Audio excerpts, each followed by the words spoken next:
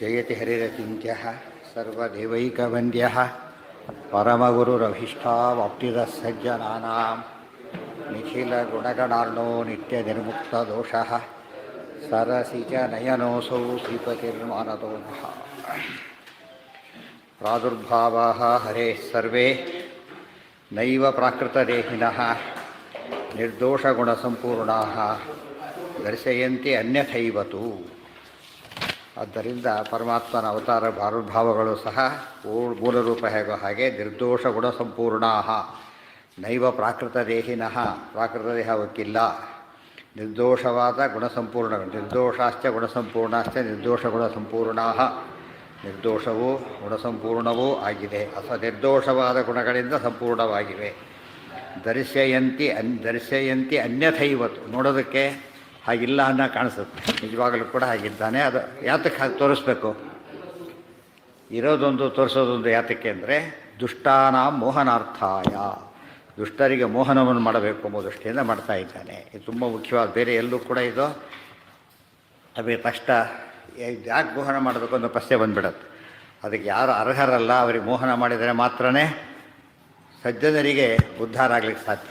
ಇದ್ದವ್ರು ಅವರು ಸರಿ ತಿಳ್ಕೊಂಬಿಟ್ರೆ ಏನಾಗುತ್ತಾಗ ಲೋಕ ನಾಶ ಮಾಡ್ತಾರೋ, ಜ್ಞಾನವನ್ನು ದುರುಪಯೋಗ ಮಾಡ್ತಾರೋ, ಅದು ಬಹಳ ಮುಖ್ಯ. ಜ್ಞಾನವನ್ನು ಅಧಿಕಾರ ದುರುಪಯೋಗ ಮಾಡೋದು ನಮಗೆ ಕಂಡಿಲ್ಲೇನೆ. ಇವತ್ತು ಅಧಿಕಾರ ದುರುಪಯೋಗ ಎಲ್ರಿಗೂ ಅರ್ಥ ಆಗಿದೆ. ಇವತ್ತು ಅಧಿಕಾರ ದುರುಪಯೋಗ ತೀರಾ ಕಾಮನ್ ಆಗೋಗ್ಬಿಟ್ಟಿದೆ. ಹಾಗೆ ಜ್ಞಾನವೂ ಕೂಡ ಏನದು ಅಮೂಲ್ಯವಾದ ವಸ್ತು. ಅದನ್ನು ಇನ್ನೂ ಶಸ್ತ್ರವನ್ನು ದುರುಪಯೋಗ ಮಾಡೋದು ಹೇಗೋ ಶಾಸ್ತ್ರವನ್ನು ದುರುಪಯೋಗ ಹಾಗೆ ಮಾಡ್ತಾರೆ. ಇದು ಜ್ಞಾನದ ಮೂಲಕ ಮಾಡ್ತಾರೆ. ಇನ್ನೂ ಶಾಸ್ತ್ರದಿಂದ ಮಾಡ್ತಕ್ಕಂಥ ದುರುಪಯೋಗಕ್ಕೆ ಒಂದು ಲಿಮಿಟ್ ಇರುತ್ತೆ. ಆದರೆ ಶಾಸ್ತ್ರದಿಂದ ಮಾಡೋದಕ್ಕೆ ಲಿಮಿಟ್ಟೇ ಇಲ್ಲ. ಇವತ್ತು ಶಾಸ್ತ್ರದಿಂದ ಇಡೀ ಜಗತ್ತಿಗೆ ಒಂದು ಪೆಟ್ಟು ಹಾಕ್ಲಿಕ್ಕೆ ಬರೋದಿಲ್ಲ. ಖಡ್ಗ ತೊಗೊಂಡು ಒಂದು ಮಾತು ಇಡೀ ಜಗತ್ತಿಗೆ ಬಿಟ್ಟುಬಿಡೋದು ಒಂದೇ ಕ್ಷಣಕ್ಕೆ. ಇವತ್ತು ನಮಗೆ ಗೊತ್ತಿದೆ, ಇವತ್ತು ಗ್ಲೋಬಲ್ ಒಂದು ಕ್ಷಣಕ್ಕೆ ಹೋಗೋದು. ಆ ರೀತಿ ಶಾಸ್ತ್ರ ಅವೆಲ್ಲ ಕೆಲವು ಕೆಲವು ಇರ್ಬೋದು. ಆದರೆ ಮಾತು ಪ್ರತಿಯೊಂದು ಶಾಸ್ತ್ರದ ಪ್ರತಿಯೊಂದು ಮಾತು ಹೇಗೆ ಮುಟ್ಟುತ್ತೆ ನಮಗೆ ಇವತ್ತು ಭಾರಿ ಎಫೆಕ್ಟಿವ್. ಅದು ಒಳ್ಳೆಯದಕ್ಕೂ ಅಷ್ಟೇ ಎಫೆಕ್ಟಿವ್, ಕೆಟ್ಟದಕ್ಕೂ ಅಷ್ಟು ಪರಿಣಾಮಕಾರಿ. ಆದ್ದರಿಂದ ಅಯೋಗ್ಯರ ಕೈಯಲ್ಲಿ ಶಾಸ್ತ್ರ ಸಿಕ್ಕೂಡುದು. ಶಾಸ್ತ್ರದ ಸಾರ ಏನು? ಬರೀ ಸರ್ವೋತ್ತಮತ್ವ ಆಯುಜೀವೋತ್ತಮತ್ವ ಅದವರಿಗೆ ತಿಳಿಬಾರದು. ತಿಳಿದೇ ಇರ್ಬೇಕಾದ್ರೆ ಏನು ಮಾಡಬೇಕಾಗ ಮೋಹಗೊಳಿಸಬೇಕು. ಅದಕ್ಕೆ ಮೋಹಗೊಳಿಸ್ತಾ ಇದ್ದಾನೆ. ದುಷ್ಟಾನ ಮೋಹನಾರ್ಥಾಯ ಸತಾಮಪಿತು ಕುತ್ರಚಿತ್, ಸಜ್ಜನರಿಗೂ ಕೆಲವೊಮ್ಮೆ ಏನು ಮಾಡ್ತಾನೆ ಪರಮಾತ್ಮ? ಮೋಹನವನ್ನು ಮಾಡುತ್ತಾನೆ. ಅದು ಯಾತಕ್ಕೆ ಅಂದರೆ ಯಥಾಯೋಗ್ಯ ಫಲಪ್ರಾಪ್ತಿ, ಅವ್ರಿಗೆ ಹೆಚ್ಚು ಫಲ ಸಿಗಬಾರದು. ಅದಕ್ಕೋಸ್ಕರ ಹೆಚ್ಚು ತಿಳ್ಕೊಂಡಿದ್ದಿರೋದು ಏನು ಮಾಡಿಬಿಡ್ತಾನೆ, ಅದನ್ನು ಕಡಿಮೆ ಮಾಡಿಬಿಡ್ತಾನೆ. ಎಷ್ಟು ಸಿಗಬೇಕು ಅಷ್ಟೇ ಸಿಗಬೇಕು, ಆ ರೀತಿ ಮಾಡ್ತಾನೆ. ಹೌದೌದು, ಅದನ್ನ ಒಳ್ಳೆಯದಕ್ಕೂ ಮೋಹ ಅಂತಾರೆ, ಕೆಟ್ಟದಕ್ಕೂ. ಒಳ್ಳೆಯವರಿಗೂ ಮೋಹ, ಕೆಟ್ಟವರಿಗೂ ಮೋಹ. ಕೆಟ್ಟವರಿಗೆ ಮೋಹ ಕೆಟ್ಟದಾಗಲಿ ಅಂತೇಳಿ, ಒಳ್ಳೆಯವರಿಗೆ ಮೋಹ ಅವು ಯೋಗ್ಯತೆಗೆ ಮೀರಿ ಒಳ್ಳೆಯದಾಗಬಾರ್ದು. ಯೋಗ್ಯತೆ ತಕ್ಕಷ್ಟೇ ಆಗೋದು. ನಾವು ಒಳ್ಳೆ ಹಾಲಿದೆ, ಎಷ್ಟು ಲೋಟ ಇದೆ, ಸುರಿದು ಬಿಟ್ಟರೆ ಎಲ್ಲ ಹಾಲು ಚೆಲ್ಲಿ ಹೋಗ್ಬಿಡುತ್ತೆ ಕೆಳಗೆ. ಎಷ್ಟು ಹಾಕ್ಬೇಕು ಅದನ್ನೀಗ? ಹಿಡಿಯೋಷ್ಟೇ ಹಾಕಬೇಕು. ಅವಾಗ ಏನಾಯಿತು, ಅದಕ್ಕೂ ಸರಿ, ಅದು ಫುಲ್ ಇದೆ, ಅದಕ್ಕೆ ಪ್ರಾಬ್ಲಮ್ ಇಲ್ಲೇ ಇಲ್ಲ. ಇನ್ನೊಂದಕ್ಕೆ ಉಪಯೋಗಕ್ಕೆ ಬರುತ್ತೆ. ಅಕಸ್ಮಾತ್ ತುಂಬ ಸುರಿದ್ಬಿಟ್ರೆ ಕಣ್ಣು ಮುಚ್ಕೊಂಡು ಏನಾಗುತ್ತೆ, ಅಲ್ಲಿಗೆ ಒಂದು ಹನಿ ಜಾಸ್ತಿ ಆದರೆ ಏನಂತಾರೆ, ಬೈತಾರೆ ತಕ್ಷಣ, ವೇಸ್ಟ್ ಮಾಡಿಬಿಟ್ಟು ಅಂತ ಹೇಳ್ತಾರೆ. ಚೂರ್ಣ ತಗೋಬೇಕಾದ್ರೆ ಮಿಲಿಗ್ರಾಮ್ ಕೂಡ ಹೇಗೆ ಕೌಂಟ್ ಆಗ್ತದೆ, ಹಾಗೆ ಶಾಸ್ತ್ರವನ್ನು ಜ್ಞಾನವನ್ನು ಯೋಗ್ಯತೆ ತಕ್ಕಷ್ಟೇ ಕೊಡಬೇಕು. ನಮಗೆ ಬೆಲೆನ ವಸ್ತು ತಕ್ಕಷ್ಟೇ ಬೆಲೆ ಕೊಡಬೇಕು ಅಂತ ನಮಗೆ ಗೊತ್ತಿದೆಯಲ್ಲ. ಹಾಗೆ ಯೋಗ್ಯರಿಗೂ ಕೂಡ ಅವರ ತಾರತಮ್ಯಕ್ಕೆ ತಕ್ಕಂತೆ ಅದು ಎಷ್ಟು ಬೇಕೋ ಅಷ್ಟೇ ಕೊಡಿಸ್ಬೇಕು. ಹೆಚ್ಚಾಗಿದ್ರೆ ಏನು ಮಾಡ್ಬೇಕು ಅದನ್ನೀಗ? ಇದು ತುಂಬ ಲೋಟ ಇದೆ ತೊಗೊಳಕ್ಕೆ ಹೋಗ್ತಾರೆ, ಚೆಲ್ಲಿ ಹೋಗ್ಬಿಡೋದು. ತಕ್ಷಣ ಏನು ಮಾಡ್ತಾರೆ, ಅದನ್ನು ಸ್ವಲ್ಪ ಬಗ್ಗಿಸಿಬಿಟ್ಟು ಆಮೇಲೆ ತೆಗಿತಾರೆ. ಅವಾಗೇನಾಗುತ್ತೆ, ವೇಸ್ಟ್ ಆಗುತ್ತೆ. ಅರ್ಥ ಆಯ್ತು? ಸ್ಪೀಡ್ ಬೇಕಲ್ಲ. ಹೆಚ್ಚು ವೋಲ್ಟೇಜ್ ಬಂದರೆ ಏನಾಗುತ್ತೆ, ಇವೆಲ್ಲ ಘಮಾಪರ್ಣ ಆಗೋಗ್ಬಿಟ್ಟು. ಅದು ಸರಿಯಾಗಿದ್ದರೆ ಸರಿ, ಕಡಿಮೆ ಬಂದರೂ ಕಷ್ಟ, ಹೆಚ್ಚು ಬಂದರೂ ಕಷ್ಟ. ಅದಕ್ಕೆ ಅವರಿಗೆ ಬ್ಯಾಲೆನ್ಸ್ ಮಾಡ್ತಾ ಇರ್ತಾರೆ ದೇವರು. ಯಥಾಯೋಗ್ಯ ಫಲಪ್ರಾಪ್ತಿ ತುಂಬ ಮುಖ್ಯವಾದ ಪದ. ಯಥಾಯೋಗ್ಯ ಅಂದರೆ ತಾರತಮ್ಯಕ್ಕೆ.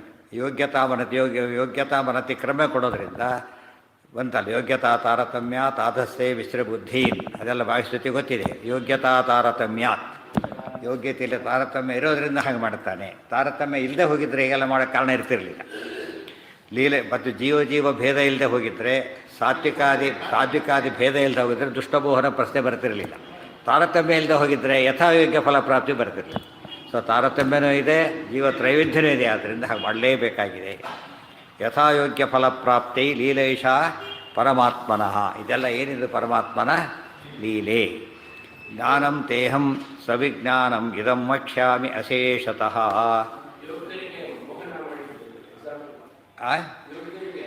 ನಿನ್ನೆ ಹೇಳಿಲ್ಲ, ಗಾಂಧಾರಿ ಮಾಡಿದ್ದು ಹೇಳಿಲ್ಲ ನಿನ್ನೆ. ಅಂಥದ್ದು ಬೇಕಾದರೆ ಸಿಗುತ್ತೆ. ಗೊತ್ತಾಯ್ತಾ? ಗಾಂಧಾರಿ ಮಾಡಿದರೆ ಅದು ದುಷ್ಟಾಂತ, ಧೃತರಾಷ್ಟ್ರಾದಿಗಳಿಗೆ ಮೋಹ ಮಾಡ್ತಾನೆ. ಇದೆಲ್ಲ ಯಾತಕ್ಕೋಸ್ಕರ ಅಂದರೆ ಯೋಗ್ಯತೆ ಮೀರಿ ಪುಣ್ಯ ಆಗಬಾರ್ದು, ಕಡಿಮೆನೂ ಆಗಬಾರ್ದು ಅಂತ ಹಾಗೆ ಮಾಡ್ತಾನೆ.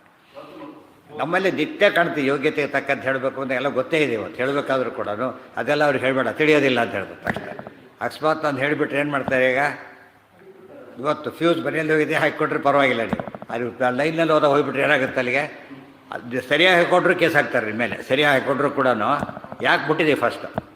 ಯಾಕೆ ಇವತ್ತೇನಾಗಲಿ ಆಗಿದ್ರೆ ಏನು ಮಾಡ್ತಿದ್ದೆ ಈಗ? ಆಗಲಿಲ್ಲಮ್ಮ ನಿನ್ನ ಪುಣ್ಯ ಅಷ್ಟೇ. ಅಕಸ್ಮಾತ್ ಆಗಿದ್ದರೆ ಅಪರಾಧ ಅಲ್ಲೇನು? ಅದರಿಂದ ನಿಮ್ಗೆ ಗೊತ್ತಿಲ್ಲದ ಕೈ ಹಾಕಬಾರ್ದು. ಯಥಾಯೋಗ್ಯ ಫಲಪ್ರಾಪ್ತಿ. ಅವರು ಜುಡಿಷಿಯನ್ ದಾಟಾಗಿಲ್ಲ. ಈಗ ತಹಸೀಲ್ದಾರ್ಗೊಂದು ತಾಲೂಕಿದೆ, ದಾಟಾಗಿಲ್ಲ ಅವರು. ಇನ್ನೊಂದು ಕಡೆ ಇನ್ವ್ಯಾಲಿಡ್ ಆರ್ಡರ್, ಅದು ಬೇರೆ ಕಡೆ ಮಾಡಿದ್ರೆ ವ್ಯಾಲಿಡಿಟಿ ಇಲ್ಲ ಅದಕ್ಕೆ. ಎ ಸಿಗೊಂದು ಇದಿದೆ, ಪ್ರತಿಯೊಬ್ಬರಿಗೂ ಒಂದು ಲಿಮಿಟ್ ಇದೆ.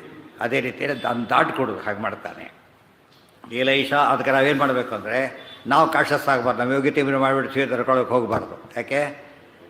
ನಮ್ಮ ಯೋಗ್ಯತೆ ಎಷ್ಟು ಪ್ರಯತ್ನ ಪಟ್ಟರು ನಮಗೇನಾಗೋದಿಲ್ಲ, ಮಿನಿಮಮ್ ರಿಕ್ವೈರ್ಡೇ ನಮಗೆ ಬರೋದಿಲ್ಲ. ಆದ್ದರಿಂದ ನಾವು ಹುಷಾರಾಗಿರಬೇಕಾಗಿಲ್ಲ. ಓವರ್ ಸ್ಪೀಡೆಲ್ಲ ಚಾನ್ಸ್ ಇರೋದು ಯಾರಿಗೆ? ಓವರ್ ಸ್ಪೀಡ್ಗಳೆಲ್ಲ ಕ್ಯಾಟಗರಿ ಸ್ಪೀಡ್ ಹೋಗ್ಲಿಕ್ಕೆ ಸಾಧ್ಯತೆ ಇರೋರಿಗೆ ಕಟ್ ಮಾಡಬೇಕು. ಸ್ಪೀಡೇ ಇಲ್ಲದವ್ರಿಗೆ ಕಟ್ ಏನು ಮಾಡೋದು? ತಳ್ಳಬೇಕಿಲ್ಲ, ಮುಂದಕ್ಕೆ ಹೋಗೋದು ತಳ್ಳಬೇಕಾಗುತ್ತೆ. ಆದ್ದರಿಂದ ನಮಗೆಲ್ಲ ತಳ್ಳಲ್ಲ. ಅದಕ್ಕೆ ನಾವು ಓವರ್ ಕಾಷಸ್ ಅಂತೀವಲ್ಲ, ಹಾಗಾಗಬಾರ್ದು. ಓವರ್ ಕಾಷಸ್ ಆಗಬಾರ್ದು. ನಮಗೆ ಅನ್ನೆಸರಿ ಅದು. ಇದು ದೊಡ್ಡವರಿಗೆ ಹಾಗಾಗುತ್ತೆ ತಿಳ್ಕೊಬೇಕೇ ಹೊರತು ನಾವು ಮಾತ್ರ ಎಷ್ಟು ಮಾಡ್ತಾರೆ ಹೇಳ್ತಾರೆ. ಮುಂದೆ ಭಾಷೆಯಲ್ಲಿ ಬಂದಿದೆ ಅದು. ಮನುಷ್ಯ ಭಾರಿ ಕಷ್ಟಪಟ್ಟರೆ ಎಷ್ಟು ಮಾಡ್ತಾರಂತೆ? 10% ಮಾಡ್ತಾರೆ. ಭಾರಿ ಕಷ್ಟಪಟ್ಟವ್ರು ಹಣೆ ಬರ ಇದೆ. ಸೈನ್ಸ್ ಪ್ರಕಾರ ಕೂಡ ಕರೆಕ್ಟ್ ಅದು. ಅವನಿಗೆ ಬ್ರೈನ್ ಎಷ್ಟು ಶಕ್ತಿ ಇದೆಯೋ, ಭಾರಿ ಬುದ್ಧಿವಂತ ಎಷ್ಟು ಉಪಯೋಗಿಸ್ತಾರಂತೆ? ಭಾರಿ ಬುದ್ಧಿವಂತ 4%. ಭಾರಿ ಬುದ್ಧಿವಂತ ದಡ್ರಿಗೆ ಒಂದು ಪಾಯಿಂಟ್ ಸಮಥಿಂಗ್ ಅಷ್ಟೇ.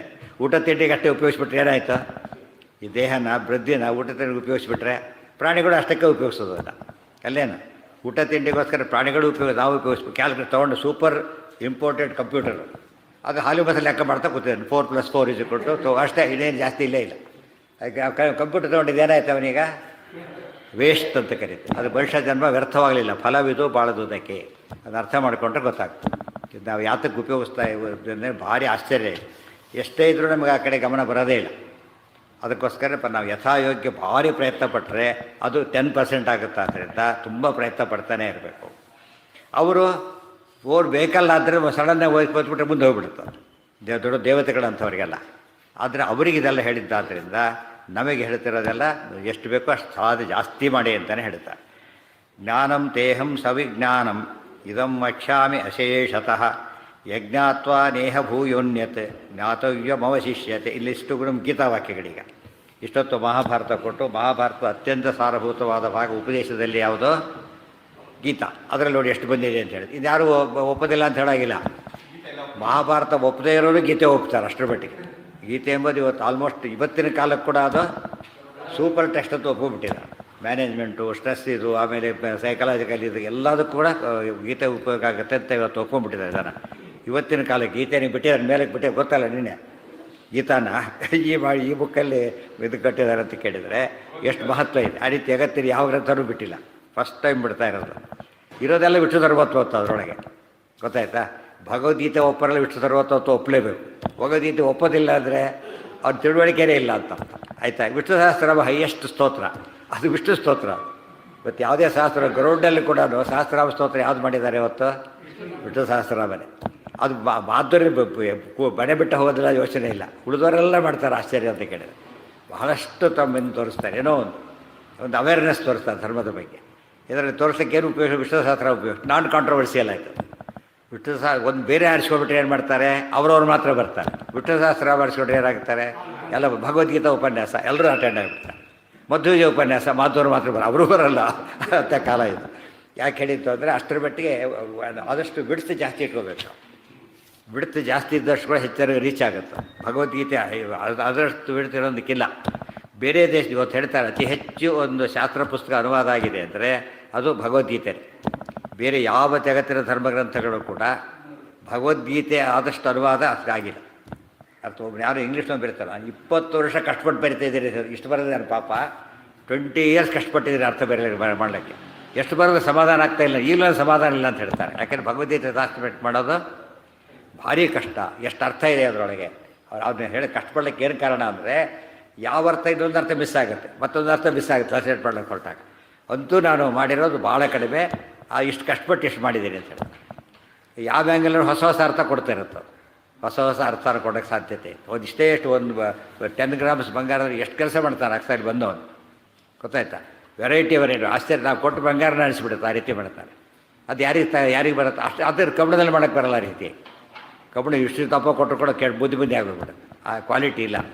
ಭಗವದ್ಗೀತೆ ಎಂಬುದು ಅಂಥ ಗ್ರಂಥವಾದ್ದರಿಂದ ಅದರಲ್ಲಿ ನೋಡಿ ಏನಿದೆ, ಜ್ಞಾನಂ ತೇ ಅಹಂ ಸವಿಜ್ಞಾನಂ ಇದಂ ವಕ್ಷ್ಯಾಮಿ ಅಶೇಷತಃ ಯತ್ ಜ್ಞಾತ್ವಾ ನಾ ಇಹ ಭೂಯೋ ಅನ್ಯತ್ ಜ್ಞಾತವ್ಯಂ ಅವಶಿಷ್ಯತೆ. ಭಗವದ್ಗೀತೆಯಲ್ಲೇ ಪರಮಾತ್ಮ ಹೇಳ್ತಾರೆ, ಎಂಥ ಜ್ಞಾನ ಕೊಡ್ತೇನೆ ಗೊತ್ತಾನ ಅರ್ಜುನ ನಿನಗೆ. ಜ್ಞಾನಂ ತೇ ಅಹಂ ಸವಿಜ್ಞಾನಂ ವಕ್ಷ್ಯಾಮಿ. ಸವಿಜ್ಞಾನಂ ಜ್ಞಾನಂ ವಕ್ಷ್ಯಾಮಿ. ಹೇಗೋ ವಕ್ಷ್ಯಾಮಿ, ಅಶೇಷತಃ ವಕ್ಷ್ಯಾಮಿ. ಅಂದರೆ ಭಗವದ್ಗೀತೆಯಲ್ಲಿ ಟೋಟಲ್ ನಾಲೆಡ್ಜ್ ಇದೆ ಅಂತ. ನಮ್ಮ ಸಾಧನೆಗೆ ಏನು ಬೇಕು ಅಷ್ಟು ಪೂರ್ತಿ ಅಶೇಷತಃ ಇದೆ. ಶೇಷ ಅಶೇಷ ಏನು ಬಾಕಿ ಉಳಿಸಿಲ್ಲ ಅಂತ ಅರ್ಥ. ಯಾವುದು ಇದಂ ನಾನು ಹೇಳ್ತೇನಲ್ಲ ಇದೆ. ಇದಂ ಸವಿಜ್ಞಾನಂ ಜ್ಞಾನಂ ನಿನಗೆ ಅಶೇಷತಃ ಟೇ ನಿನಗೆ ಅಹಂ ನಾನು ಅಶೇಷತಃ ವಕ್ಷ್ಯಾಮಿ ಪೂರ್ಣವಾಗಿ ಹೇಳ್ತೇನೆ. ಎಷ್ಟು ಮಟ್ಟಿಗೆ ಅಂದರೆ ಯತ್ ಜ್ಞಾತ್ವ ಯಜ್ಞಾತ್ವ ಯಾವುದನ್ನು ತಿಳ್ಕೊಂಡ್ರೆ ಇಹ ಇಡೀ ಜಗತ್ತಿನ ಅಧ್ಯಾತ್ಮ ಪ್ರಪಂಚದಲ್ಲಿ ಇಹ ಎಂಬುದು ಅದು ಎಂಥ ಪದ ಅದು? ಇಲ್ಲಿ ಯಾರೂ ಇಲ್ಲ ಅಂದರೆ ಇಲ್ಲಿ ಎಂಬ ಶಬ್ದ ಯಾವ ರೀತಿ ಉಪಯೋಗಿಸ್ತೇವೆ ನಾವೀಗ? ಒಂದು ಲಿಮಿಟಲ್ಲಿ ಉಪಯೋಗಿಸ್ತೇವೆ. ಆ ಫಿಲ್ಡಿ ಸಂವಂತದ್ದು ಉಪಯೋಗಿಸ್ತೇವೆ ನಾವು. ಫಿಲ್ಡಿ ಸಂವಂತ ಇದು ಜ್ಞಾನ ಪ್ರಪಂಚದೊಳಗೆ ಇಹ, ಜ್ಞಾನ ಪ್ರಪಂಚದೊಳಗೆ ಭೂಯ ಅನ್ಯತ್ ಜ್ಞಾತವ್ಯಂ ನ ಅವಶಿಷ್ಯತೆ. ತಿಳ್ಕೊಳ್ಳಬೇಕಾದ ಮತ್ತೊಂದು ವಸ್ತು ಇಲ್ಲವೇ ಇಲ್ಲ. ಅದು ಅಂಥದ್ದನ್ನು ಹೇಳ್ತೇನೆ ನಿನಗೆ. ಅಂದರೆ ಭಗವದ್ಗೀತೆ ಏನು ಹೇಳಿದಾಗಾಯ್ತು ಈಗ? ಪೂರ್ಣವಾಗಿರತಕ್ಕಂಥ ಇರೋದೆಲ್ಲ ವಿಷ್ಣು ಸರ್ವೋತ್ತಮತ್ವ. ಸೊ ಯಾವುದೇ ಜ್ಞಾತವ್ಯ ಯಾವುದಾಯ್ತು ಈಗ?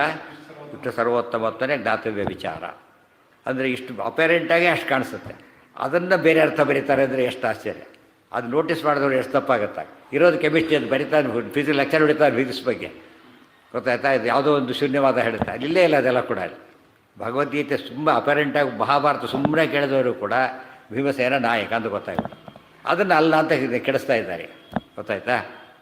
ಭಗವದ್ಗೀತೆ ಸುಮ್ಮನೆ ಓದಿದ್ರು ಕೂಡ ವಿಷ್ಣು ಸರ್ವೋತ್ತಮ ಅಂತ ಗೊತ್ತಾಗುತ್ತೆ. ಮಿನಿಮಮ್ ಸಂಸ್ಕೃತ ಬಂದರೆ ಸಾಕು ಅವನಿಗೆ, ಭಾರಿ ಕಷ್ಟಪಡಬೇಕಾಗಿಲ್ಲ, ಗೊತ್ತಾಯ್ತಿಲ್ಲ. ಹೇಳ್ತಿರೋದು ಕೃಷ್ಣ ಅಂತ ನಾರಾಯಣ. ಆ ಉಪದೇಶ ಮಾಡೋದಲ್ಲೇನು ತಾನು ಸರ್ವೋತ್ತಮ ಅಂಥೇಳಿ ತಾನು ಭಕ್ತರ ಬಗ್ಗೆ ಬಂಧುಸಿದ್ಧ ಅಂತ ಏನೇನು ಅದಿಷ್ಟು ಭಗವದ್ಗೀತೆಯಲ್ಲಿ ಬಂದೋಗ್ಬಿಟ್ಟು ಇಷ್ಟು ಜನ ಒಪ್ಪೋದಿಲ್ಲ ಅಂದರೆ ಏನು ತಿಳುವಳಿಕೆ ಇಲ್ಲ ಅಂತ ಅರ್ಥ. ಯದ್ ಜ್ಞಾತ್ವ ನ ಇಹ ಭೂಯ ಅನ್ಯತ್ ಜ್ಞಾತವ್ಯಂ ಅವಶಿಷ್ಯತೆ. ಇಹ ಭೂಯ ಅನ್ಯತ್ ಜ್ಞಾತವ್ಯಂ ಅನ್ಯತ್ ನ ಅವಶಿಷ್ಯತೆ. ಮತ್ತೆ ತಿಳ್ಕೋಬೇಕಾದ ಇನ್ನೊಂದು ವಸ್ತು ಜ್ಞಾತವ್ಯಂ. ನೋಡಿ, ಜ್ಞಾತವ್ಯಂ ಅಂದ್ರೇನು? ಜ್ಞೇಯಂ, ತಿಳ್ಕೊಳ್ಳೇಬೇಕು. ಜ್ಞಾತುಂ ಯೋಗ್ಯಂ ಜ್ಞಾತವ್ಯಂ, ತಿಳ್ಕೊಳ್ಳೇಬೇಕಾದದ್ದು ಮತ್ತೊಂದು ಇಲ್ಲವೇ ಇಲ್ಲ. ಅರ್ಥ ಆಯ್ತಾ? ತಿಳ್ಕೊಳ್ಳೆ ಮತ್ತೊಂದು ಇಲ್ಲವೇ ಇಲ್ಲ ಅಂದರೆ ಇದನ್ನು ಬಿಟ್ಟು ಏನೇ ತಿಳ್ಕೊಂಡ್ರು ಕೂಡ ಏನು ತಿಳ್ಕೊಂಡಾಗ್ಲಕ್ಕ ಅವನು ಔಟ್ ಆಫ್ ಟೆಕ್ಸ್ಟಲ್ಲೇ ಅಲ್ಲ. ಇದೊಂದು ನಿಹ ಈ ಸಾಧನೆಗೆ ಬೇಕಾದ ತಿಳ್ಕೊಳ್ಳೇಬೇಕಾದ ವಿಷ್ಣು ಸರ್ವೋತ್ತಮತ್ವ. ಅದು ತಿಳ್ಕೊಂಡ್ರೆ ಏನೇ ತಿಳ್ಕೊಂಡ್ರು ಕೂಡ ಎಷ್ಟೇ ಪಾಂಡಿತ್ಯಾದಿಗಳಿದ್ದರೂ ಕೂಡ ಏನಲ್ಲ ಅದು. ಅವನು ಫಿಸಿಕ್ಸ್ ಆನ್ಸರ್ ಮಾಡೋದು, ಕೆಮಿಸ್ಟ್ರಿ ಬಗ್ಗೆ ಬರೀತಾನೆ ಜಗತ್ತಿನಲ್ಲಿ ಬರೆದು ಹಾಕಿಬಿಡ್ತಾನೆ. ಸ್ಟಿಲ್ ಏನೋ ಅವನು ಫೇಲ್. ಯಾತಕ್ಕೆ? ಅವ್ನು ಯಾವುದೋ ಇದು ಕೇಳಿದ್ದು ಗೊತ್ತಿಲ್ಲ ಅಷ್ಟೇ. ಅವ್ನು ಏನು ಗೊತ್ತಿದೆ ನಮ್ಗೆ ಗೊತ್ತಿರಬೇಕಾದ್ದು ಗೊತ್ತಿಲ್ಲ ಅವನಿಗೆ ಅಷ್ಟೇ. ಉಳಿದು ಏನೋ ಗೊತ್ತಿರ್ಬೋದು, ಇದನ್ನು ಪಾಸ್ ಆಗಲೇಬೇಕಾದ ವಿಷಯ ಅವನಿಗೆ ಗೊತ್ತಿಲ್ಲ. ಇವತ್ತು ನಮ್ಮ ಸ್ಥಿತಿ ಆಗಿರೋದು ಎಲ್ಲದೂ ಗಮನ ಕೊಡ್ತಾರೆ ಮನುಷ್ಯ, ಯಾವುದಕ್ಕೆ ಕೊಡೋದಿಲ್ಲ. ವಿಷ್ಣು ಸರ್ವೋತ್ತಮ ಅಂತಲೇ ಬಿಟ್ಬಿಡ್ತಾರೆ. ಅದರಿಂದ ಏನಾಯ್ತು ಅಲ್ಲಿಗೆ? ಈಗ ತಿರುಳೇ ಹೋಯ್ತು. ಯಾವುದು ಮೋಸ್ಟ್ ಇಂಪಾರ್ಟೆಂಟ್ ಅಂತ ಬಿಟ್ಟುಬಿಟ್ರೆ ಅದು ನಾವು ಸಾಧನೆ ಅಂತ ಕರೆಯೋದೇ ಇಲ್ಲ. ನೀವು ಟೆಕ್ಸ್ಟ್ ಬುಕ್ಕನ್ನು ಎಷ್ಟು ನೀವು ಕಡಿಮೆ ಓದಿದ್ರು ಕೂಡ ಸ್ವಲ್ಪ ಪಾಸ್ ಆಗೋ ಚಾನ್ಸ್ ಇದೆ. ಟೆಕ್ಸ್ಟ್ನಲ್ಲಿ ಏನೋ ಬರೆದ್ರು ಕೂಡ ಅರ್ಧಂಬರ್ಧ ಬರೆದ್ರು ಕೂಡ ಬೈ ಚಾನ್ಸ್ ಪಾಸ್ ಆಗ್ಬೋದು ನೀವು. ಅದು ಇರ್ಲೆವೆಂಟ್ ಎಷ್ಟು ಸರಿಯಾಗಿ ಬರೆದ್ರು ಕೂಡ ಏನೇನೋ ಪ್ರಯೋಜನಕ್ಕೆ ಬರೋದಿಲ್ಲ.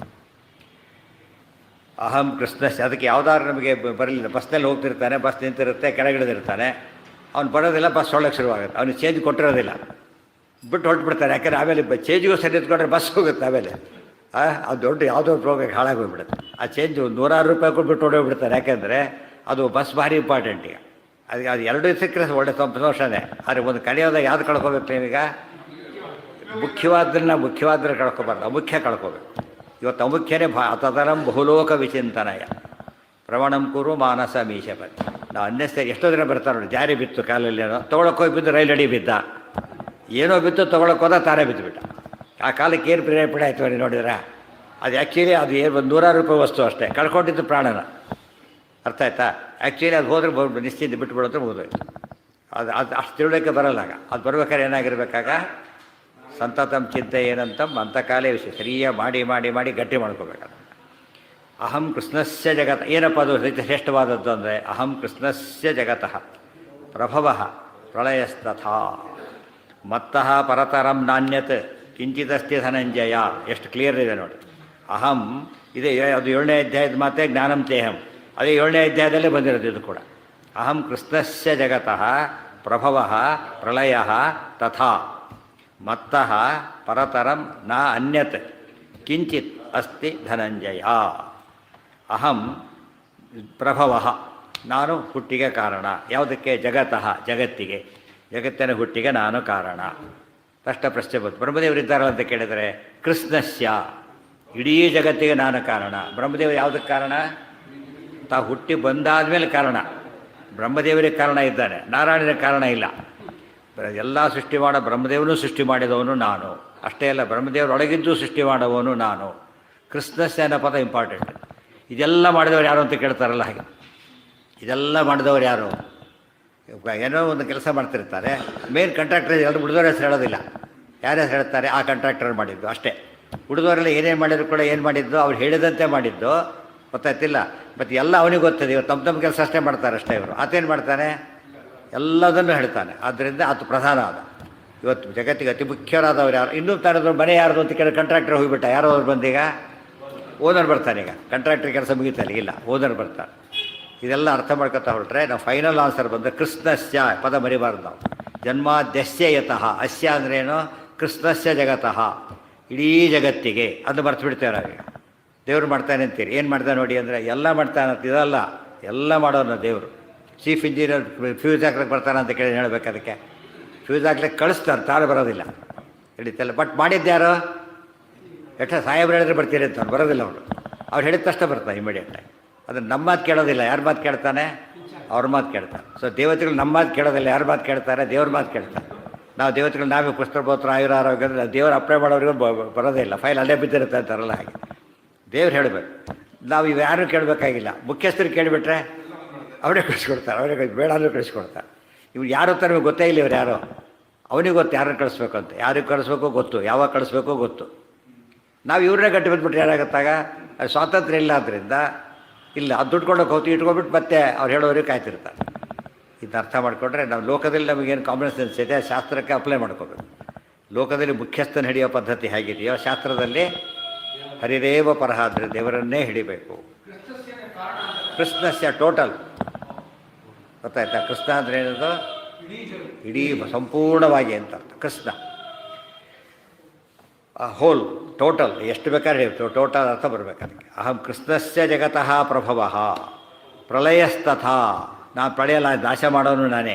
ರುದ್ರದೇವರು ಮಾಡ್ತಾರೆ ಅಂತ ಹೇಳಿದ ತಕ್ಷಣ ಕೃಷ್ಣಸ್ಯ ಜಗತಃ, ರುದ್ರದೇವರು ನಾಶ ಮಾಡೋರಿದ್ದಾರಲ್ಲ, ರುದ್ರದೇವರೊಡನೆ ನಿಂತು ಮಾಡೋನು ತಾನೇ, ರುದ್ರದೇವರನ್ನ ನಾಶ ಮಾಡೋನು ತಾನೇ. ಅಂದಮೇಲೆ ಯಾರೀಗ ಲಯಕರ್ತ ಯಾರಾದ್ರೆ ಈಗ?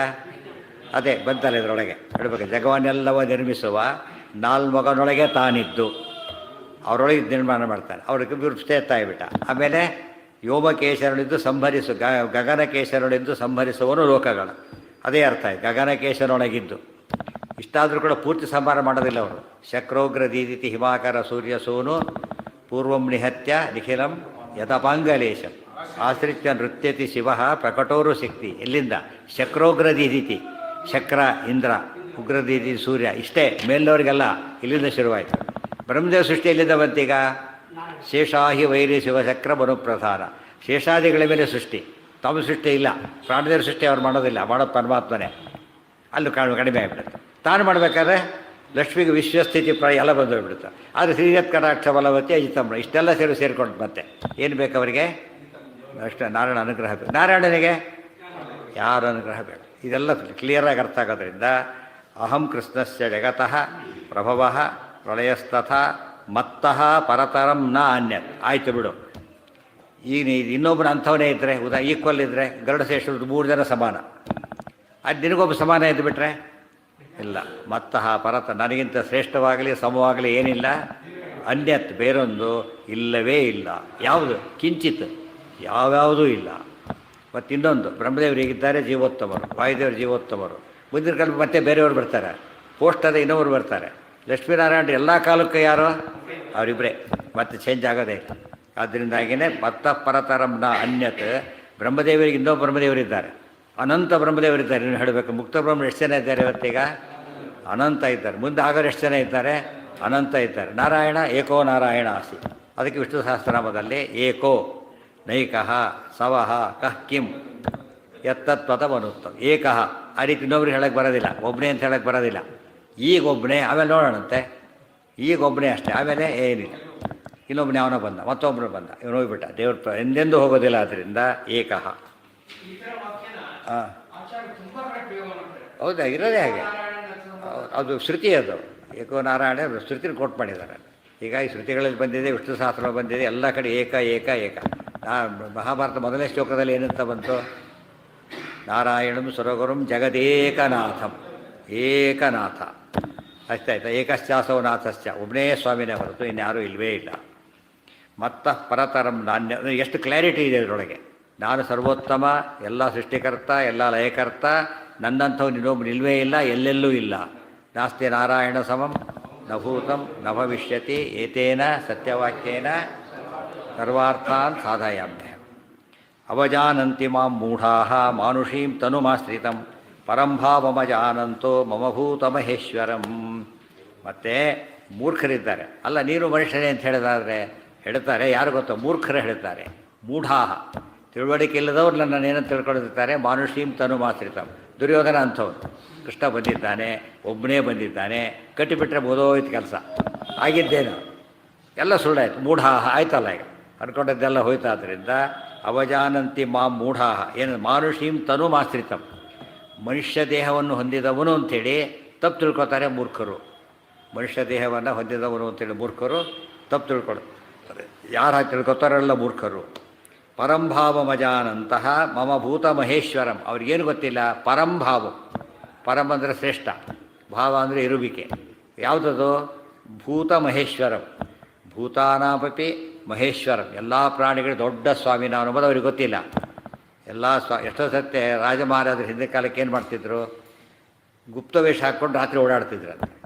ಅಂದರೆ ಗೂಢಚಾರ ಇದ್ದೇ ಇರ್ತಾರೆ. ಅವ್ರನ್ನ ಟೆಸ್ಟ್ ಮಾಡಲಿಕ್ಕೆ ನೋಡೋಕೆ ಹೋಗಿ ಅವ್ರು ಏನೋ ಕಥೆಗಳು ನಡೀತಾ ಇರ್ತಾರೆ ಆ ಸಮಯದೊಳಗೆ. ಅವ್ರಿಗೇನು ಗೊತ್ತಿರೋದು ಉಳಿದವರಿಗೆ? ಅವರಿಗೆ ಆಗ ಆ ಸಮಯದಲ್ಲಿ ಇವನು ಯಾರೋ ಗೂಢಚಾರಿ ತಿಳ್ಕೊಂಡ್ಬಿಟ್ಟಿರ್ತಾರೆ ಅಷ್ಟೇ. ನಿಜವಾಗಲೂ ಯಾರಾತ? ಗೂಢಚಾರಿ ಅಲ್ಲ. ಮಫ್ತಿಯಲ್ಲಿ ಬಂದ ಮಾತ್ರಕ್ಕೆ ಪೊಲೀಸ್ ನಾನ್ ಪೊಲೀಸ್ ಆಗೋದಿಲ್ಲ. ಇವನೇನು ತಿಳ್ಕೊಂಡ? ಏನೋ ಫ್ಯಾನ್ಸಿ ಡ್ರೆಸ್ ತಿಳ್ಕೊಂಬಿಟ್ಟು ಇವಾಗ ಪೊಲೀಸೇ ಇದ್ದಾನೆ. ಆ ರೀತಿ ತಿಳ್ಕೊಂಡು ಪೊಲೀಸ್ ಡ್ರೆಸ್ ಹಾಕ್ಕೊಂಡು ಬರೋದು ಬೇರೆ, ಪೊಲೀಸ್ ಅಧಿಕಾರ ಇರೋದು ಬೇರೆ. ಅಧಿಕಾರ ಇರೋನು ಫ್ಯಾನ್ಸಿ ಡ್ರೆಸ್ ಅಂತ ಕರೆದ್ರೆ ತಪ್ಪಾಗುತ್ತೆ.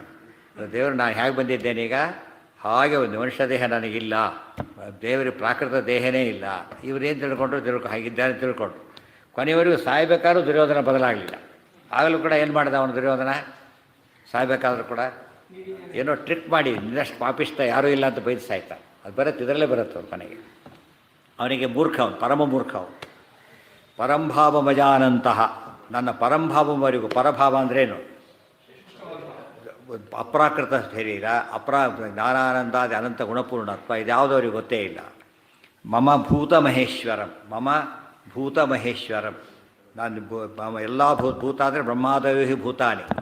ಭೂತ ಶಬ್ದಕ್ಕೆ ಬ್ರಹ್ಮಾದಿ ದೇವತೆಗಳು ಅಂತ ಅರ್ಥ. ಅವರಿಗೆ ಮಹೇಶ್ವರನ. ಅದನ್ನು ಅವ್ರಿಗೆ ಗೊತ್ತಿಲ್ಲ, ಆದ್ದರಿಂದ ತಪ್ಪು ತಿಳ್ಕೊತಾರೆ.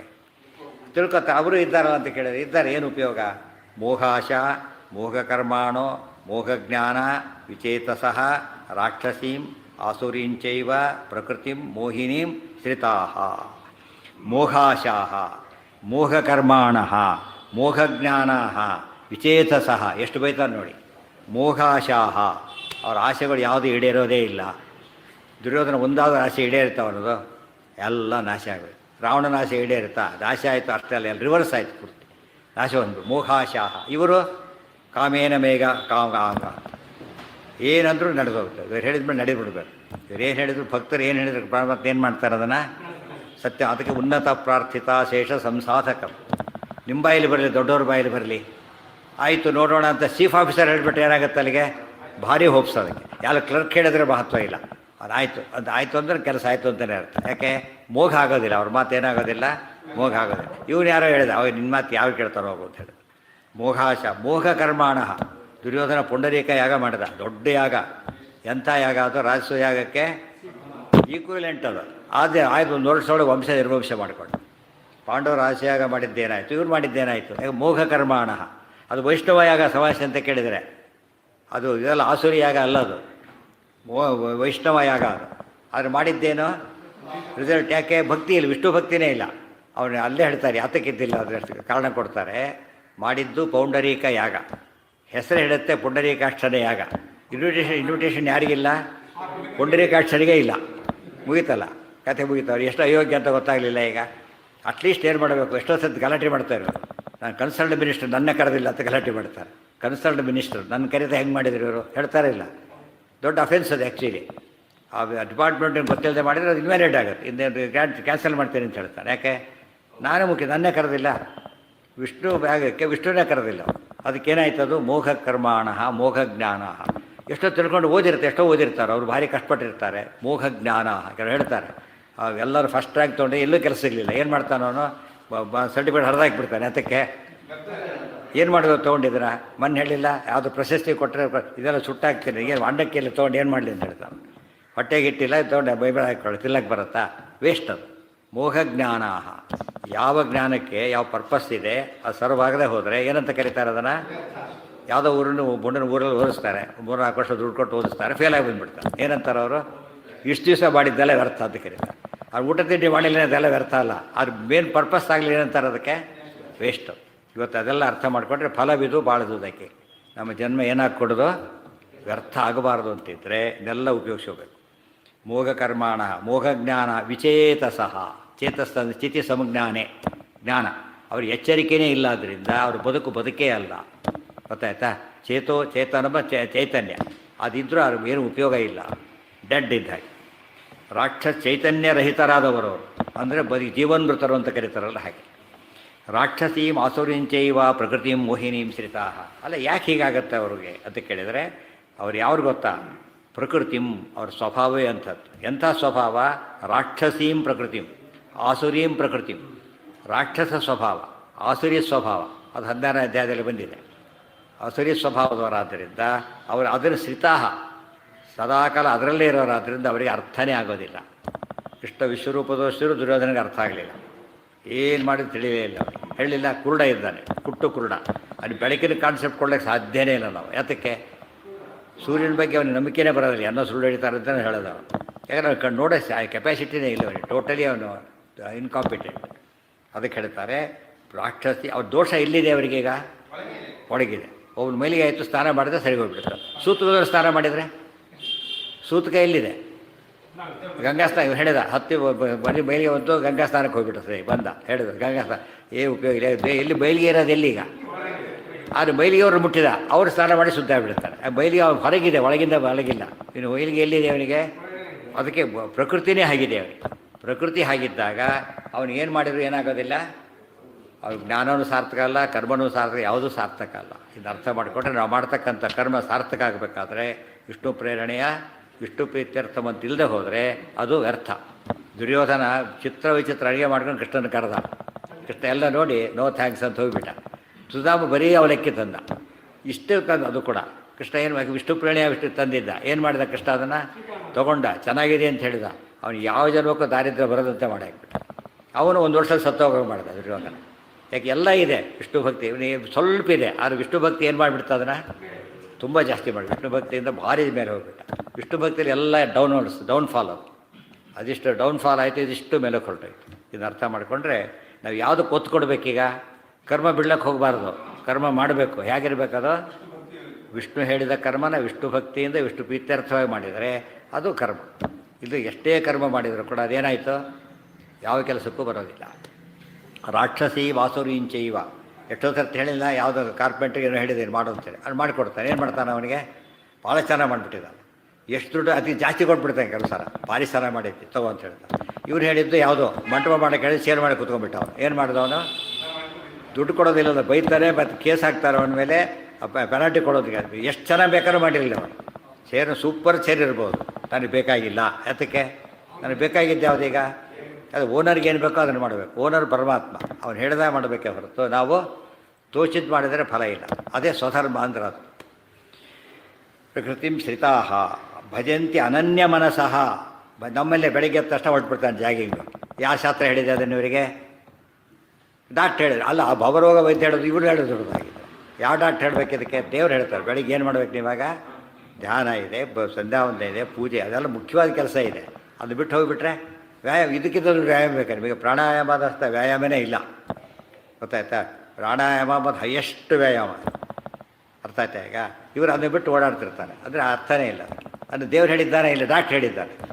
ನಿಮ್ಮ ಬದುಕಿರೋ ನಿನ್ನ ಬದುಕಿಸಿ ಡಾಕ್ಟ್ರು ರಿಪೇರಿ ಪ್ರಯತ್ನ ಪಡ್ತಾರೆ ಅಷ್ಟೇ, ದೇಹಕ್ಕೆ ಕೊಡೋದಕ್ಕೆ ಬರೋದಿಲ್ಲ. ದೇಹ ಕೊಟ್ಟ ಪರಮಾತ್ಮ ಇಂಪಾರ್ಟೆಂಟ್, ಇವ್ರು ಇಂಪಾರ್ಟೆಂಟ. ಯಾವುದೋ ಒಂದು ಕಂಪ್ನಿಯಿಂದ ವೆಹಿಕಲ್ ಬರುತ್ತೆ, ಹೇಗೆ ಉಪಯೋಗಿಸ್ಬೇಕು ನೀವು ಅದನ್ನು? ಕಂಪ್ನಿ ಡೈರೆಕ್ಷನ್ ಪ್ರಕಾರ ಉಪಯೋಗಿಸ್ಬೇಕು ನೀವು. ಅದಕ್ಕೆ ಅವರ ಜವಾಬ್ದಾರರು. ನೀವೇನಾದ್ರು ಬೇರೆ ರೀತಿ ಉಪಯೋಗಿಸಿದ್ರೆ ನೋ, ಮಿಸ್ಯೂಸ್ ಮಾಡಿದ್ದೆ ಕೊಡೋದಿಲ್ಲ ಅಂತ ಹೇಳ್ತಾರೆ. ಗ್ಯಾರಂಟಿ ಅಂದರೆ ಏನರ್ಥ? ಹೇಳಿದಾಗ ಉಪಯೋಗಿಸಿದ್ರೆ ಗ್ಯಾರಂಟಿ, ಹೇಳಿದಾಗ ಉಪಯೋಗಿಸ್ತಾ ಹೋದರೆ ನೋ ಗ್ಯಾರಂಟಿ. ಫಸ್ಟು ಈ ರೀತಿ ಹೋಗಬೇಕು, ಆಮೇಲೆ ಆ ರೀತಿ ಹೋಗಬೇಕು ಎಲ್ಲ ಹೇಳಿರ್ತಾರೆ. ಆಮೇಲೆ ಆ ರೀತಿ ಮಾಡಿದರೆ ಅವ್ನು ಜವಾಬ್ದಾರಿ ತಗೋತಾ. ಇಲ್ಲಿ ಹೋದ್ರಿ ನಮ್ಮ ದೇಹ ಹಾಗೆ. ಇವತ್ತು ಆ ರೀತಿ ಮಾಡದೆ ಹೋದರೆ ಮೋಘಾಶಾಹ ಮೋಹಕರ್ಮಾಣ ಮೋಹಜ್ಞಾನ ವಿಚೇತಸಃ. ಈಗ ಮಹಾತ್ಮರಿದ್ದಾರೆ, ಅವ್ರು ಹೇಗಿದ್ದಾರೆ? ಮಹಾತ್ಮಾನಸ್ತು ಮಾಂ ಪಾರ್ಥ ದೈವೀಂ ಪ್ರಕೃತಿಮಾಶ್ರಿತಾ ಭಜಂತಿ ಅನನ್ಯ ಮನಸಃ ಜ್ಞಾತ್ವಾ ಭೂತಾದಿಮವ್ಯಯ. ಇವರು ನೋಡಿ ಕಾಂಟ್ರಾಸ್ಟ್ ಇದು. ಅವ್ರು ಹೇಗಿದ್ದಾರೆ, ಇವರು ಹೇಗಿದ್ದಾರೆ? ಅವರು ಪ್ರಕೃತಿ ಮೋಹಿನೀಂ ಶ್ರಿತಾ. ಇವರು ಮಹಾತ್ಮಾನಸ್ತು ಮಾಂ ಪಾರ್ಥ, ಮಹಾತ್ಮರಿವರು, ಅವರು ದುರಾತ್ಮರವರು. ಪಾರ್ಥ ಅರ್ಜುನ ದೈವೀಂ ಪಾರ್ಥ ಅಂತ ಯಾತಕ್ಕೆ ಹೇಳ್ತಾನೆ ಗೊತ್ತಾ? ಅರ್ಜುನ ನಿನ್ನಂಥವ್ರು ಅಂತ ಅರ್ಥ. ನಿನ್ನಂಥವ್ರು ಅವರೇ ಅವರವರು ನನ್ನನ್ನು ಆರಾಧನೆ ಮಾಡ್ತಾರೆ. ಅರ್ಜುನ ಮಾಡ್ತಿದ್ದಾರೆ ಆರಾಧನೆ. ಕೃಷ್ಣ ಉತ್ತರ ಕೊಡು ಅಂತ ಕೇಳ್ತಾನಲ್ಲ, ಏನದು? ನಾನು ತೋರಿಸೇ ಮಾಡ್ತೇನೆ ಅಂತ ಹೇಳಿದ್ರೆ ಅರ್ಜುನ, ನೀನು ಹೇಳಿದಾಗ ಮಾಡ್ತೇನೆ ಅಂತ ಹೇಳ್ತಾನೆ. ಅದ್ಯಾರದು? ನಿನ್ನಂತೆ ಕೇಳಬೇಕು. ಗೊತ್ತಿಲ್ಲದಾಗ ಏನು ಮಾಡಬೇಕಾಗ? ಗೊತ್ತಿಲ್ಲದಾಗ ಕೇಳಬೇಕಂತ. ಯಾರನ್ನು ಕೇಳಬೇಕು? ಸಂಬಂಧಪಟ್ಟವ್ರನ್ನ ಕೇಳಬೇಕು. ನಾನು ಕೇಳ್ತಿದ್ದೆ, ನೀನು ಯಾರು? ನೀನು ಯೋಗ್ಯ. ನಿನ್ನಂತೆ ಇದ್ದರೆ ಅವರೆಲ್ಲ ಯೋಗ್ಯರೇ, ಮಹಾತ್ಮರು. ಪಾರ್ಥ ದೈವೀಂ ಪ್ರಕೃತಿಮಾಶ್ರಿತಾ. ನೋಡಿ, ಆಸುರೀಂ ಪ್ರಕೃತಿಮಾಶ್ರಿತಾ ದೈವೀಂ ಪ್ರಕೃತಿ ಅಂದರೆ ಸ್ವಭಾವ. ಮಧ್ಯೆ ಯಾವಾಗಲೂ ಬಂದಿದ್ದೆ, ಎಲ್ಲಿದೆ ಅದು? ಸ್ವರೂಪದಲ್ಲೇ ಇದೆ, ದೈವಿ ಪ್ರಕೃತಿ ಇದೆ. ಭಜಂತಿ ಅನನ್ಯ ಮನಸಃ. ಏನೇ ಆಗಿರಲಿ ಏನು ಮಾಡ್ತಾರೆ ಅವರು? ಅನನ್ಯ ಮನಸಃ ಭಜಂತಿ. ಅನನ್ಯಾಶ್ಚಿಂತಯಂತೋ ಮಾಂ. ಅನನ್ಯ ಮನಸ್ಸ ಅಂದ್ರೇನು? ತದಲಂಬಹುಲು, ಬೇರೆ ವಿಷಯ ಎಲ್ಲ ಬಿಟ್ಟುಬಿಟ್ಟು ನನ್ನ ಕಡೆ ಮಾತ್ರ ಮನಸ್ಸು ಹಾಕಿ ಮಾಡ್ತಾರೆ. ಆ ಡ್ರೈವರ್ ಮಾಡುವಾಗ ಏನೇ ಇರಲಿ, ಮನೆ ಗಲಾಟೆ ಮಾಡ್ಕೊಂಬಂದಿರ್ತಾನೆ, ಅದೆಲ್ಲ ಬರುತ್ತೆ. ಏನು ಮಾಡ್ಬೇಕು ಅವನೀಗ? ಅದೆಲ್ಲ ತಲೆ ತಂದುಬಿಟ್ರೆ ಎಲ್ಲೋ ಹೋಗ್ತಾ ಆಕ್ಸಿಡೆಂಟ್ ಆಗಿಬಿಟ್ಟು. ಅದೊಂದೇ ಗುರಿ ಇರಬೇಕು ಅವನಿಗೆ. ಅದೆಲ್ಲ ಬಿಟ್ಟುಬಿಡ್ಬೇಕಾದ್ರೆ ಅದು ಕಾಮಕ್ರೋಧಾದಿಗಳೆಲ್ಲ ಏನು ಮಾಡುತ್ತೆ? ನಮ್ಮನ್ನು ಡೈವರ್ಟ್ ಮಾಡೋದ್ರಿಂದ ಅದೆಲ್ಲ ಬಿಟ್ಟುಬಿಟ್ಟು ಅನನ್ಯ ಮನಸಃ ಜ್ಞಾತ್ವಾ ಭೂತಾಧಿಮವ್ಯಯಂ ಭೂತಾದಿಂ ಅವ್ಯಯಂ. ನನ್ನನ್ನು ಭೂತಗಳಿಗೆ ಆದಿ ಅಂತ ತಿಳ್ಕೊತಾರೆ. ಜನ್ಮಾದ್ಯಸ್ಯ ಯತಃ ಭೂತಾದಿ ಜನ್ಮಾದಿ ಭೂತಾದಿ ಅವ್ಯಯಂ ಭೂತಾದಿಂ ಅವ್ಯಯಂ ಜ್ಞಾತ್ವಾ. ಎಲ್ಲ ಭೂತಗಳಿಗೂ ನಾನು ಬ್ರಹ್ಮಭೂತಾಯ ಬ್ರಹ್ಮಾದಯೋ ಹಿ ಭೂತಾನಿ. ಬ್ರಹ್ಮಾದಿಗಳಿಗೂ ನಾನು ಒಡೆಯ, ನಾನು ಸೃಷ್ಟಿ ಮಾಡಿದವನು ಅಂಥೇಳಿ. ಅವ್ಯಯಂ ನಾಶರಹಿತ. ನಾನು ಸೃಷ್ಟಿ ಮಾಡ್ತೇನೆ, ಲಯ ಮಾಡ್ತೇನೆ. ಅದು ನನಗೆ ಸೃಷ್ಟಿ ಇಲ್ಲ, ನನಗೆ ಲಯನೂ ಇಲ್ಲ. ಅವ್ಯಯ. ಅವ್ಯಯ ಶಬ್ದಕ್ಕೆ ಎರಡರ್ಥ. ನಾಶ ಇಲ್ಲದವನು ಅಂತ ಒಂದರ್ಥ, ಹ್ರಾಸ ಇಲ್ಲ ಇನ್ನೊಂದರ್ಥ. ಹ್ರಾಸ ಇಲ್ಲದವನು, ಹ್ರಾಸ. ಹ್ರಾಸ ಅಂದರೆ ಈಗ ಕಡಿಮೆ ಆಗೋದು, ಕಡಿಮೆ ಆಗ್ತಾ ಬಂದ್ಬಿಡುತ್ತೆ. ಅನ್ನ ಉಪಯೋಗಿಸ್ತಿರ್ತಾರೆ, ಉಪಯೋಗಿಸ್ತಾ ಇಲ್ಲಿ ಪಾತ್ರೆಯಲ್ಲಿ ಏನಾಯ್ತು ಈಗ ಅದು ಕಡಿಮೆ ಆಗ್ತಾ ಬಂತು. ಈ ಬೇಸಿಗೆ ಕಾಲ ನೀರೇನಾಗ್ತಾ ಬರುತ್ತೆ ಬಾವಿಗಳಲ್ಲಿ? ಹ್ರಾಸ. ಅದು ಪೂರ್ತಿ ಹೋಗಿಬಿಟ್ರೆ ನಾಶ. ಪೂರ್ತಿ ಹೋಯಿತು, ಇಲ್ಲೇ ಇಲ್ಲ. ಕಡಿಮೆ ಆಯಿತು, ಹ್ರಾಸ ಆಯಿತು. ನಮ್ಮ ದೇವರಿಗೇನಿಲ್ಲ? ವೃದ್ಧಿ ಇಲ್ಲ, ಕ್ಷಯ ಇಲ್ಲ, ಹ್ರಾಸ ಇಲ್ಲ, ಏನೇನೇನೂ ಇಲ್ಲ. ಅದಕ್ಕೋಸ್ಕರನೇ ಭೂತಾದಿಂ ಅವ್ಯಯಂ ಜ್ಞಾತ್ವ. ಅಂದರೆ ಜ್ಞಾತ್ವ ಅನನ್ಯ ಮನಸ್ಸಃ. ಸುಮ್ಮನೆ ಏಕಾಗ್ರತೆ ಬರೋದಿಲ್ಲ. ಮಕ್ಕಳಿಗೆ ಓದಿಸೋದು ಭಾರಿ ಕಷ್ಟ, ಅರ್ಥ ಆಗೋದಿಲ್ಲಲ್ಲ ಅವರಿಗೆ. ಈಗ ಓದಾಗಲೇ ತಿರುಗಿರ್ತಾರೆ, ಮತ್ತೆ ತಿರುಗಿಸ್ಬೇಕು. ಯಾಕೆ? ಅರ್ಥ ಆಗ್ತಾ ಇಲ್ಲ. ಅರ್ಥ ಆದಮೇಲೆ ಈ ಕಡೆ ತಿರ್ಸೋದು ಭಾರಿ ಕಷ್ಟ ಆಗಿಬಿಡುತ್ತೆ. ಆಮೇಲೆ ಈಗ ನೋಡ್ತಿರ್ತಾರೆ, ಈ ಕಡೆ ಕಣ್ಣು ತಿರುಗಿ. ಯಾತಕ್ಕೆ? ಅರ್ಥ ಆಗಿದೆ, ಜ್ಞಾತ್ವ. ಅರ್ಥ ಆಗದಿದ್ದು ಬಂದಾಗ ನಮಗೆ ಗಮನ ಬೇರೆ ಕಡೆ ಹೋಗಿಬಿಡುತ್ತೆ. ಅರ್ಥ ಆಗೋದು ಬಂದಾಗ ಏನಾಗುತ್ತಾಗ ಆ ಕಡೆ ಬರುತ್ತೆ. ಅರ್ಥ ಆಗಿ ಯೂಸ್ಫುಲ್ ಅಂತ ಗೊತ್ತಾಗ್ಬಿಟ್ರೆ ಬೇರೆ ಕಡೆ ನೋಡೋದಿಲ್ಲ. ಇವತ್ತು ನಾವು ಹಾಗೆ ಮಾಡೋದು, ಬರೀ ಧ್ಯಾನ. ಏನು ಧ್ಯಾನ ಮಾಡೋದು? ಬರೀ ಒಂದು ಧ್ಯಾನ, ಕಂಟೆಂಟೇ ಇಲ್ಲ ಅವನಿಗೆ. ಧ್ಯಾನ ಮಾಡೋ ಚಾನ್ಸೇ ಇಲ್ಲ. ಅದಕ್ಕೆ ಶಾಸ್ತ್ರ ಓದಿದ ಮೇಲೆ ಧ್ಯಾನ ಮಾಡಿದರೆ ಅನನ್ಯ ಮನಸ್ಸಃ ಜ್ಞಾತ್ವಾ ಭೂತಾದಿ ಭವ. ಜ್ಞಾನ ಆಮೇಲೆ ಧ್ಯಾನ. ಅನನ್ಯ ಮನಸ್ಕರಾಗೋದು ಯಾವಾಗ ಅಂದರೆ ಬಂದು ಜ್ಞಾನ ಬಂದರೆ. ಜ್ಞಾನನೇ ಬರದೆ ಹೋದರೆ ಏನಾಗೋದಿಲ್ಲ? ಏಕಾಗ್ರತೆ ಬರೋದಿಲ್ಲ. ಜ್ಞಾನ ಬಂದರೆ ಮಾತ್ರ ಏಕಾಗ್ರತೆ ಬರೋದು. ಅದಕ್ಕೋಸ್ಕರ ಶ್ರವಣ ಮನನ ಧ್ಯಾನ ಮಾಡಬೇಕು. ಶ್ರವಣ ಮನನ ಮಾಡ್ತಾ ಮಾಡ್ತಾ ಹೋದಂತೆ ಏನಾಗುತ್ತೆ? ಜ್ಞಾನ ಬರುತ್ತೆ, ಜ್ಞಾನ ದೃಢ ಆಗುತ್ತೆ. ದೃಢ ಆದಮೇಲೆ ಏನಾಗೋದಿಲ್ಲ, ಬೇರೆ ಕಡೆ ಮನಸ್ಸು ಹೋಗೋದೇ ಇಲ್ಲ. ಕೆಲಸ ಹುಡುಕ್ತಾನೆ ಇರ್ತಾನೆ. ಅವ್ರು ಪರ್ಮನೆಂಟ್ ಜಾಸ್ತಿ ಇರುತ್ತೆ. ಏನು ಮಾಡ್ತಾನಾಗ? ಆ ಕಡೆ ನೋಡೋದೇ ಇಲ್ಲ. ಆ ಕಡೆ ಮೊದಲು ಪೇಪರ್ ನೋಡಿದ್ದೆ ಕಟ್ಟಿಗೆ ಇಟ್ಕೊಂಡಿದ್ದೆ. ಇನ್ನೂ ಒಳ್ಳೆ ಜಾಬ್ ಸಿಕ್ಕಿಲ್ಲ, ಪರ್ಮನೆಂಟ್ ಆಗಿ ಸಿಕ್ಕ ಮೇಲೆ ಕಣ್ಣೆತ್ತು ನೋಡೋದಿಲ್ಲ. ಅವು ಇನ್ನೋರು ಯಾರು ನೋಡ್ತೀವಿ ಬಂದ ಹೌದಾ ಬಂದಿದೆ ನೋಡೋಣ ಅಂತ ಅವ್ರ ಗಮನ ಕಡೆ ನೋಡ್ಲಿಕ್ಕೆ ವೇಸ್ಟ್ ಇದ್ದಾಗ ಲೆಕ್ಕ ಅವ್ರಿಗೆ ಪರ್ಪಸ್ ಸರ್ವಾಗಿ ಹೋಯ್ತಲ್ಲ. ಅನನ್ಯ ಮನಸ್ಸಹ ಮೊದಲಿಗೆ ಇದಕ್ಕೆ ಎಷ್ಟು ವ್ಯತ್ಯಾಸ ಆಯಿತು ಅವನಿಗೆ. ಒಂದು ಆಲ್ರೆಡಿ ಸಿಕ್ಕಿದೆ, ಬಂದ್ಬಿಟ್ಟಿದೆ, ಕನ್ಫರ್ಮ್ಡ್ ಆಗೋಗ್ಬಿಟ್ಟಿದೆ, ಏತ ಯೋಚನೆ ಇಲ್ಲ. ಟೆಂಪ್ರರಿ ಕೊಟ್ಟ ಮತ್ತೆ ಹುಡುಕ್ತಾ ಇರ್ತಾರೆ. ಒಳ್ಳೆ ಜಾಬೇ ಬಟ್ ಟೆಂಪ್ರರಿ. ಪರ್ಮನೆಂಟ್ ಜಾಬು ಒಳ್ಳೆಯದಲ್ಲ. ಪರ್ಮನೆಂಟ್ ಜಾಬು ನನ್ನ ಕ್ವಾಲಿಫಿಕೇಷನ್ಗಲ್ಲ. ಆದರೆ ಒಳ್ಳೆ ಹೌದು ಅದು ಟೆಂಪ್ರರಿ. ಎರಡಾಗಿದ್ದಾಗ ಸ್ಯಾಟಿಸ್ಫೈಡ್, ಮತ್ತೆ ಗಮನ ಕೊಡೋದಿಲ್ಲ. ಪಿತಾಸಿ ಲೋಕಸ್ಯ ಮಹಾತ್ಮಾನಸ್ತು ಮಾಂ ಪಾರ್ಥ ದೈವೀಂ ಪ್ರಕೃತಿಮಾಶ್ರಿತಾ. ದೈವಿ ಪ್ರಕೃತಿ ಅರ್ಥ ಆಗಬೇಕಾದ್ರೆ 16ನೇ ಅಧ್ಯಾಯ ಪೂರ್ತಿ. ಅಭಯಂ ಸತ್ವ ಸಂಶುದ್ಧಿ ಜ್ಞಾನಯೋಗ ವ್ಯವಸ್ಥಿತಿ ಎಲ್ಲ ಏನದು ದೈವಿ ಸಂಪತ್ತು. ಹೇಗೆ ಅದಿಟ್ಟುಕೊಂಡೇ ರಾಘವೇಂದ್ರ ಸ್ತೋತ್ರದಲ್ಲಿ ದೇವಸ್ವಭಾವೋ ದ್ವಿಜದ್ರುಮೋ ಅಂತೇಳಿ ದೇವಸ್ವಭಾವ ಅನ್ನೋ ಪದಕ್ಕೆ ಭಗವದ್ಗೀತೆ 16ನೇ ಅಧ್ಯಾಯದ ಅಷ್ಟು ಭಾಗ ತೊಗೋಬೇಕಾಗುತ್ತೆ. ಅಭಯಂ ಸತ್ವ ಅದಿಷ್ಟು ರಾಘವೇಂದ್ರದಲ್ಲಿ ಬರುತ್ತೆ. ಅದಿಷ್ಟು ಕೂಡ ಅಭಯ ಸತ್ವ ಸಂಶುದ್ಧಿ ಜ್ಞಾನಯೋಗ ವ್ಯವಸ್ಥಿತಿ ಗೊತ್ತಾಯ್ತಾ. ಶೌಚಂ ದಾನ ಅವೆಲ್ಲ ತಮ ಅಷ್ಟು ಬಂದೋಯ್ತು ತಿಳಿತಾ. ಶಾಂತಿ ಆರ್ಜವ ಅಹಿಂಸಾ ಸಮತಾ ತುಷ್ಟಿ ಏನೇನು ಬೇಕು ಅವಿಷ್ಟು ಕೂಡ ದೈವಿ ಸಂಪತ್ತು. ಸುಖಧೈರ್ಯಶಾಲಿ ಅದು ದೈವಿ ಸಂಪತ್ತು. ಮತ್ತು ಅಭಯ ಧೈರ್ಯ ಎಲ್ಲ ಇದೆ ಅವರಿಗೆ. ಆಗ ನಮಗೆ ದೈವಿ ಸಂಪತ್ತು ಅಂದರೆ ಪದ ಅಲ್ಲ, ಅದು ಫುಲ್ಲು ಬಿ ಎ ಅಂತಷ್ಟೇನೋ ಅದಿಷ್ಟು ಕ್ವಾಲಿಫಿಕೇಷನಲ್ಲಿ ಸೇರುತ್ತೆ ಅದರಲ್ಲಿ. ಅದೇ ರೀತಿ ದೈವಿ ಸಂಪತ್ತು ಅಂತಷ್ಟು ಇಷ್ಟೆಲ್ಲ ಸೇರಬೇಕಾದ್ರೆ. ಭಜಂತಿ ಅನನ್ಯ ಮನಸ ಜ್ಞಾತ್ವಾ ಭೂತಾದಿಂ ಅವ್ಯಯಂ ಪಿತಾಸಿ ಲೋಕಸ್ಯ ಚರಾಚರಸ್ಯ ತ್ವಮಸ್ಯ ಪೂಜ್ಯಶ್ಚ ಗುರುರ್ಗರೀಯಾನ್ ನತಸ್ಸಮೋಭ್ಯಧಿಕಃ ಕುತೋನ್ಯೋ ಲೋಕತ್ರಯೇಪಿ ಅಪ್ರತಿಮ ಪ್ರಭಾವ. ಪಿತಾಸಿ ಲೋಕಸ್ಯ ಚರಾಚರಸ್ಯ ತ್ವಮಸ್ಯ ಪೂಜ್ಯಶ್ಚ ಗುರುರ್ಗರೀಯಾನ್ ನತತ್ಸಮೋ ಅಸ್ತ್ಯಭ್ಯಧಿಕಃ ಕುತೋನ್ಯೋ ಲೋಕತ್ರಯೇಪಿ ಅಪ್ರತಿಮ ಪ್ರಭಾವ. ಪಿತಾ ಅಸಿ ಏನೋ ಯಾವುದು ಇನ್ನೂ ಬಂದಿಲ್ಲ ಅಲ್ಲಿಗೆ. ಪಿತಾ ಅಸಿ ಮೊದಲನೇ ಪಿತಾ ಅಸಿ ತಂದೆಯಾಗಿರುವಿ. ಪ್ರವಕ್ಷ್ಯಾಮಿ ಎರಡನೇ ಪದ. ಚರಾಚರಸ್ಯ ಆಮೇಲೆ ತ್ವಂ ಅಸ್ಯ ಆಮೇಲೆ ಪೂಜ್ಯ ಚ ಗುರು ಗರೀಯಾನ್ ಗರೀಯಾನ್ ನ ತ್ವತ್ಸಮಃ ಅಷ್ಟೇ ತ್ವತ್ಸಮಃ ಆಮೇಲೆ ಅಸ್ತಿ ತ್ವತ್ಸಮಃ ಅಸ್ತಿ ಅಭ್ಯಧಿಕಃ ನೆಕ್ಸ್ಟ್ ಅದು ನಾ ಅದು ಒಟ್ಟು ಸೇರಿ ಏನಾಗ್ಬಿಟ್ಟು ತ್ವತ್ಸಮೋಸ್ತಿ ಅಭ್ಯಧಿಕಃ ಆಗಿಬಿಡುತ್ತೆ. ತ್ವತ್ಸಮಃ ಅಸ್ತಿ ಅಭ್ಯಧಿಕಃ ಕುತಃ ಅನ್ಯಃ ಲೋಕತ್ರಯೇ ಅಪಿ ಅಪ್ರತಿಮ ಪ್ರಭಾವ. ಇದಿಷ್ಟು ಕೂಡ ಏನರ್ಥ ಇದಕ್ಕೀಗ? ಕೃಷ್ಣ ನೀನು ಅಸ್ಯ ತ್ವಂ ನೀನು ಅಸ್ಯ ಚರಾಚರಸ್ಯ ಲೋಕಸ್ಯ ಪಿತಾಸಿ. ಈ ಚರಾಚರ ಲೋಕಕ್ಕೆ ಚರಾಚರ ಲೋಕ ಅಂದರೆ ಯಾವುದು? ಚರ ಅಂದ್ರೇನು? ಚೇತನಗಳು. ಅಚರ ಅಂದ್ರೇನು? ಜಡಗಳು. ಚೇತನಾತ್ಮಕವಾದ ಇಡೀ ಜಗತ್ತಿಗೆ ಪಿತಾಸಿ ಜನ್ಮಾದ್ಯಸ್ಯ ಯತಃ. ಮತ್ತೆ ಅದು ಅರ್ಥ ಬಂದು ಇಡೀ ಜಗತ್ತಿಗೆ ನೀನು ತಂದೆಯಾಗಿರುವಿ. ಲೋಕಸ್ಯ ಅಂತ ಹೇಳಿದರೆ ಇಡೀ ಜಗತ್ತಿಗೆ. ಕೃಷ್ಣಸ್ಯ ಇಡೀ ಲೋಕಸ್ಯ. ತ್ವಮಸ್ಯ ಅಸ್ಯ ಆಮೇಲೆ ಅಸ್ಯ ಅಂತ ಹೇಳಿದ್ರಿಂದ ಎಲ್ಲ ತೋರಿಸ್ತಾ ಇದ್ದೀನಿ. ವಿಶ್ವರೂಪ ಕಂಡು ಹೇಳೋ ಮಾತುಗಳಿವೆಲ್ಲ ವಿಶ್ವರೂಪದ ಕಾಲಕ್ಕೆ ಹೇಳೋ ಮಾತಿದೆ. ಸೊ ಅಸ್ಯ ಅಂದರೆ ಕಡಿಮೆ ಅಲ್ಲ. ಈಗ ಯಾವ ರೀತಿ ನೋಡ್ತಾ ಇದ್ದಾನೀಗ? ಕಂಠೈರ್ ಯೂನಿವರ್ಸನ್ನು ಮನಸ್ಸಲ್ಲಿ ಶುರು ಮಾಡ್ತಾನೆ. ಯಾಕೆ ವಿಶ್ವರೂಪದಿಂದ ನೋಡ್ತಿರೋದ್ರಿಂದ. ಇಲ್ಲಿ ಅಸ್ಯ ಅದು ಇಷ್ಟ ಅರ್ಥ ಆಗಿಬಿಡ್ತೀವಿ. ಪೂರ್ತಿ ಜಗತ್ತಿಗೆ ನೀನು ತಂದೆಯಾಗಿರುವಿ. ಪೂಜ್ಯಶ್ಚ ಪೂಜ್ಯನಾಗಿರುವಿ. ಅದೇ ಹರಿರೇವ ಪರೋ ಹರಿರೇವ ಗುರುಹು ಪೂಜ್ಯಶ್ಚ ಗುರುವಾಗಿದ್ದಿ. ಗರಿಯಾನ್ ದೊಡ್ಡವನಾಗಿದ್ದಿ. ಜಗತಃ ಗರಿಯಾನ್ ಇಡೀ ಜಗತ್ತಿಗೆ ಭಾರಿ ದೊಡ್ಡವನು ಯಾರು? ನೀನು. ಗುರು ಯಾರು? ನೀನು. ಪೂಜ್ಯ ಯಾರು? ನೀನು. ಪಿತಾ ಯಾರು? ನೀನು. ಎಷ್ಟು ಎಲ್ಲ ಬಂದೋಯ್ತು ಅದ್ರ ದ್ವಾದಶೋತ್ತರದ ಎಷ್ಟು ಕೂಡ ಕಾಂಪ್ಯಾಕ್ಟಾಗಿ ಆಚಾರ ಕಲೆಕ್ಟ್ ಮಾಡಿಬಿಟ್ಟಿಲ್ಲ. ಪಿತಾಸಿ ಲೋಕಸ್ಯ ಅಸಿ ಅಂತ ಹೇಳಿದ್ರೇನೋ ಆಗಿರುವಿ. ಈಗಲೂ ಆಗಿರುವಿ ನೀನು. ಸೃಷ್ಟಿ ಮಾಡಿ ಸುಮ್ಮನೆ ಕೂತಿಲ್ಲ. ರಿಟೈರ್ ಆಯಿತು ಕೆಲಸ ಇಲ್ಲಲ್ಲ. ಈ ಸೃಷ್ಟಿ ಮಾಡಬೇಕಾದ್ರೂ ದೇವ್ರು ಮತ್ತೆ ಮಾಡಲೇಬೇಕು. ಒಳ ನಿಂತೇ ಮಾಡಿಸ್ಬೇಕು. ಚರಾಚರಸ್ಯ ತ್ವಮಸ್ಯ ವಿಶ್ವಸ್ಯ ಗುರುರ್ಗರೀಯಾನ್ ಗರೀಯಾನ್ ಅಥವಾ ಗರೀಯಾನ್ ಗರೀಯಾನ್ ಭಾರಿ ದೊಡ್ಡ ಗುರು ನೀನು. ಗುರುಗಳಿಗೆ ಗುರು.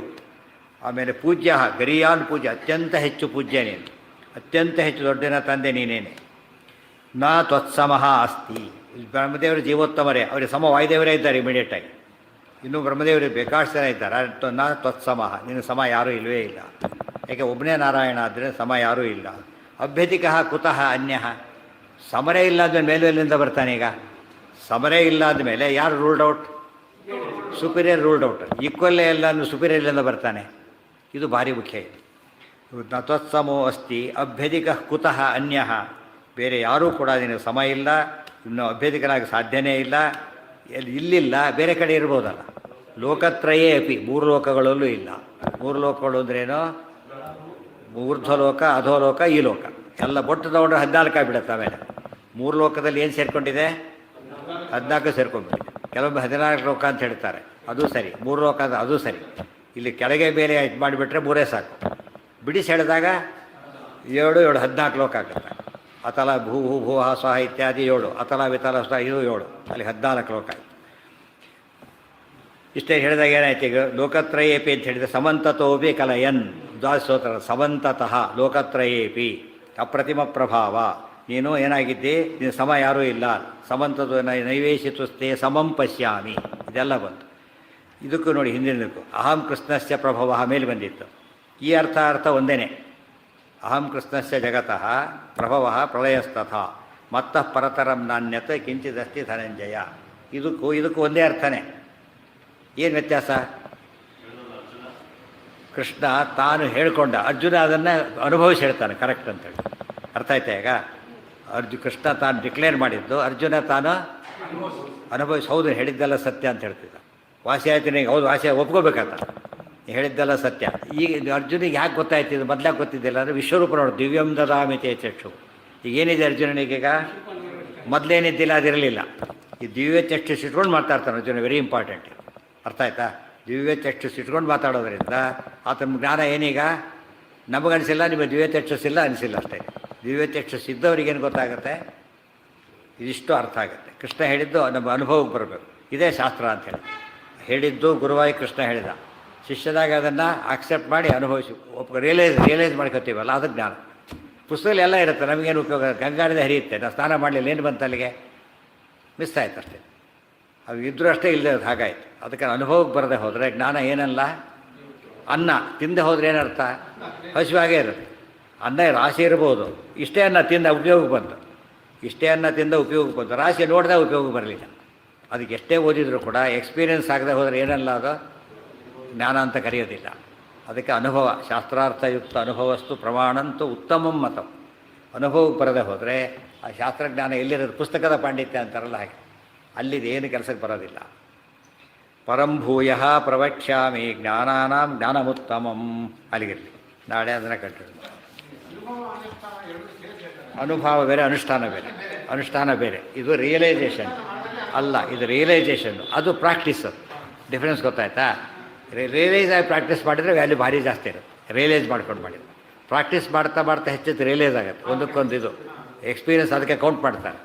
ಸೇರ್ತಾನೆ, ಕ್ವಾಲಿಫಿಕೇಷನ್ ಇದೆ. ಎಕ್ಸ್ಪೀರಿಯನ್ಸ್ ಕೌಂಟ್ ಆದಾಗ ಏನಾಯಿತು? ಒಂದು ವ್ಯಾಲ್ಯೂ ಜಾಸ್ತಿ ಆಗಿಬಿಡುತ್ತೆ. ಆಮೇಲೆ ಸಂಬಳ ಜಾಸ್ತಿ ಅದಕ್ಕೆ ಮಾಡ್ತಾರೆ ಗೊತ್ತಾ? Because experience knowledge is more. ಆಯಿತು, ಅದಿಲ್ಲದೆ ಹೋದರೆ ಹೋಯ್ತಾರೆ. ಅಲ್ಲ ಅಲ್ಲ ಅಲ್ಲ, ಮಾಡೋದು. ಅನುಷ್ಠಾನ ಅಂದರೆ ಮಾಡೋದು, ಮತ್ತು ಅನುಭವ ಅಂದರೆ ತಿಳ್ಕೊಡೋದು. ಅನುಭವ ಅಂದ್ರೇನು? ಕನ್ವಿನ್ಸ್ ಆಗೋದು, ಅದು ಅನುಭವ. ಅದು ಪ್ರಾಕ್ಟೀಸ್ ಮಾಡೋದು, ಅದು ಇದು ಅನುಷ್ಠಾನ. ಅನುಷ್ಠಾನದಿಂದ ಅನುಭವ ಜಾಸ್ತಿ ಆಗುತ್ತೆ. ಅನುಭವ ಇದ್ದರೆ ಅನುಷ್ಠಾನ ಜಾಸ್ತಿ, ಅನುಷ್ಠಾನ ಮತ್ತೆ ಜಾಸ್ತಿ. ಅದು ಡೈರೆಕ್ಟ್ಲಿ ಪ್ರೊಮೋಟ್ ಬೆಳೀತಾ ಬೆಳೀತಾ ಬೆಳೀತಾ ಹೋಗುತ್ತೆ.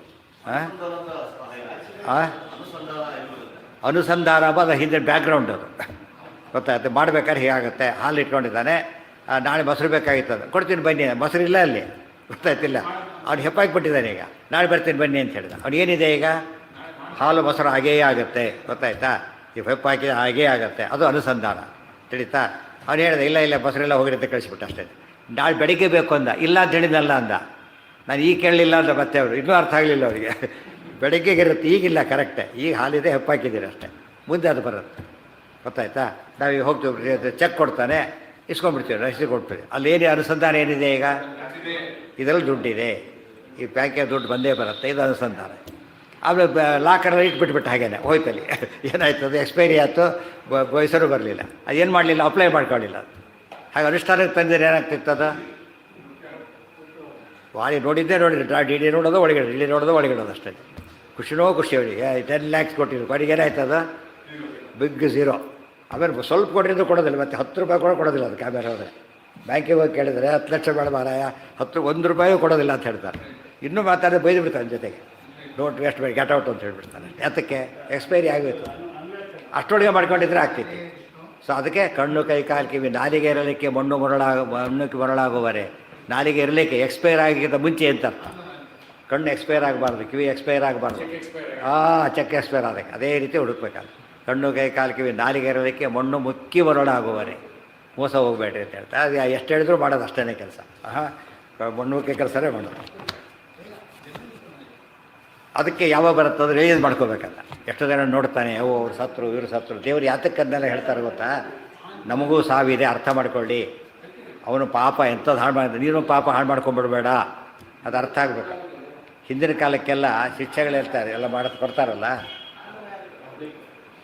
ಹಿಂದಿನ ಕಾಲ ಶಿಕ್ಷೆಗಳನ್ನೆಲ್ಲ ಓಪನ್ನಾಗಿ ಕೊಡ್ತಿದ್ರಂತೆ. ಹ್ಯಾಂಗೆ ಮಾಡೋದು ಇದೆಲ್ಲ ಮಾಡಬೇಕಾದ್ರೆ ಓಪನ್ನಾಗಿ ಮಾಡ್ತಿದ್ರು. ಯಾಕೆಂದರೆ ಉಳಿದವ್ರಿಗೆ ಪಾಠ ಅದು. ನಿಮಗೂ ಶಿಕ್ಷೆ ಒಂದು ಗುಟ್ಟ ಮಾಡಿಬಿಟ್ರೆ ಎಫೆಕ್ಟ್ ಗೊತ್ತಾಗಲ್ಲ ಅವರಿಗೆ. ಶಿಕ್ಷೆ ಕೊಡೋ ಉದ್ದೇಶ ಎರಡು, ಅವನಿಗೆ ಪರೀಕ್ಷೆ ಆಗಬೇಕು, ಅದರಂತೆ ಉಳಿದವರು ಕೂಡ ತಪ್ಪು ಮಾಡೋದು ತಿದ್ಕೋಬೇಕು. ಒಬ್ಬನಿಗೆ ಒಳ್ಳೇದು ಅವಾರ್ಡ್ ಯಾತಕ್ಕೆ ಕೊಡ್ತಾರೆ? ಗುಟ್ಟ ಬಹುಮಾನ ಕೊಟ್ಟರೆ ಬೋದೋಯ್ತು. ಫಸ್ಟ್ ಬಂದು ತೊಗೊಳಪ್ಪ ಅಂತ ಕೊಟ್ಟರೆ ಬೋದೋಯ್ತು. ಸಭೆಯಲ್ಲಿ ಯಾತಕ್ಕೆ ಕೊಡ್ತಾರೆ? ಇವತ್ತು ಕೊಡೋ ತಮ್ಮ ಹೆಸರು ಬರ್ತದೆ ಕೊಡ್ತಾರೆ. ಅದಕ್ಕೆಲ್ಲ ಉಳಿದವರಿಗೆ ಅದು ಪ್ರೇರೇಪಣೆ ಆಗಬೇಕು. ನಾವು ತೊಗೊಳಕ್ಕೆ ಬರುತ್ತೆ. ಆದರೆ ಒಬ್ಬನಿಗೆ ಕೊಟ್ಟಿದ್ದರಿಂದ ನೂರಾರು ಜನ ಸರಿಯಾಗಿ ಓದೋಕ್ಕೆ ಶುರು ಮಾಡ್ತಾರೆ. ಆ ಬಹುಮಾನದ ಉದ್ದೇಶನೇ ಅದು. ಗುಟ್ಟಾಗಿ ಕೊಡೋದಿಲ್ಲ, ಅದಕ್ಕೆ ಅದನ್ನು ಗುಟ್ಟಾಗಿ ಕೊಡೋದಿಲ್ಲ, ಓಪನ್ ಆಗಿ ಕೊಡಬೇಕು. ಶಿಕ್ಷೆ ಕೂಡ ಏನು ಮಾಡಬೇಕಾಗ ಕ್ಲಾಸ್ನಲ್ಲಿದ್ದ get out of the class ಅಂತ ಒಬ್ಬನಿಗೆ ಕಳಿಸ್ತೆ. ಉಳಿದವ್ರಿಗೆ ಏನದು ನಮ್ಮನ್ನು ಒಳಗೊಡಿಸ್ತಾರೆ. ಇವತ್ತು ನಮ್ಮನ್ನು ಮಾತ್ರ ಓಡಿಸ್ತಿರ್ಕೊಬಿಟ್ರೆ ಅಪ್ಲಿಕೇಶನ್ ಅಲ್ಲ, ಅದು ಅಪ್ಲೈ ಮಾಡ್ಕೋಬೇಕು. ಆ ಹಿನ್ನೆಲೆಯಲ್ಲಿ ಪ್ರತಿಯೊಂದು ಶ್ಲೋಕಗಳು ಕೂಡ